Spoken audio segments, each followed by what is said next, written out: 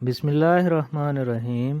السلام علیکم دوستو، آج میں کلیریتھرومائسین سسپینشن کا ریویو کر رہا ہوں۔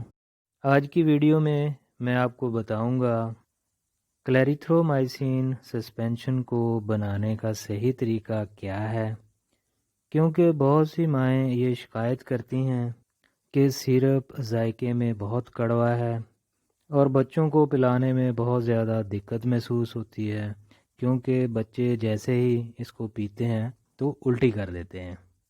دوسرا، کلیریتھرومائسین کی ڈوز بچوں میں ان کے وزن کے مطابق کتنی ہوتی ہے، اور تیسری بات، کلیریتھرومائسین سسپینشن کس ٹائپ کی بیماریوں میں اپنا بہترین رول پلے کرتی ہے۔ میں ہوں آپ کا pharmacist doctor A H Mandal, and welcome to my YouTube channel.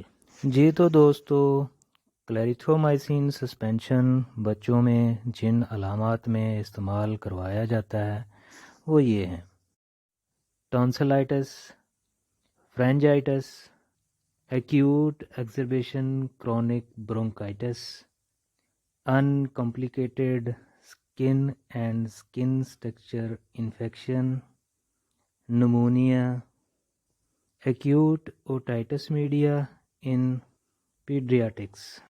جی تو دوستو، بچوں میں کلیریتھرومائسین کی ڈوز ہوگی 7.5 mg/kg۔ یہ ڈوز صبح شام دیں گے۔ اس کو میں ایک ایگزامپل سے کلیئر کروں گا۔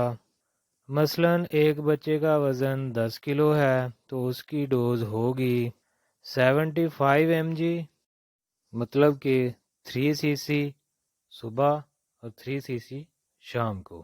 جی تو دوستو، اب میں آپ کو کلیریتھرومائسین سسپینشن کو بنانے کا صحیح طریقہ بتاؤں گا۔ سب سے پہلے آپ نے سادہ پانی بوائل کر کے ٹھنڈا کر لینا ہے۔ پھر آپ نے سیرپ کی پیکنگ میں موجود کپ میں بوائل پانی لینا ہے اور سسپینشن والی بوتل میں ڈال دینا ہے۔ آپ نے بوتل کو زور سے نہیں ہلانا، جیسا کہ آپ ویڈیو میں دیکھ رہے ہیں۔ اس طرح ہلانے سے سسپینشن میں موجود میڈیسنل گرینیول جو ہوتے ہیں وہ ٹوٹ جاتے ہیں اور سسپینشن کا جو ذائقہ ہوتا ہے وہ کڑوا ہو جاتا ہے۔ آپ نے بوتل کو اپنے دونوں ہاتھوں میں رکھ کے روٹیٹ کرتے ہوئے ہلانا ہے، جیسا کہ آپ ویڈیو میں دیکھ رہے ہیں۔ اس طرح سے سسپینشن میں موجود میڈیسنل گرینیولز نہیں ٹوٹتے اور سسپینشن کا ذائقہ کڑوا نہیں ہوتا۔ ویڈیو دیکھنے کا بہت شکریہ، اپنا خیال رکھیے گا۔ اللہ حافظ۔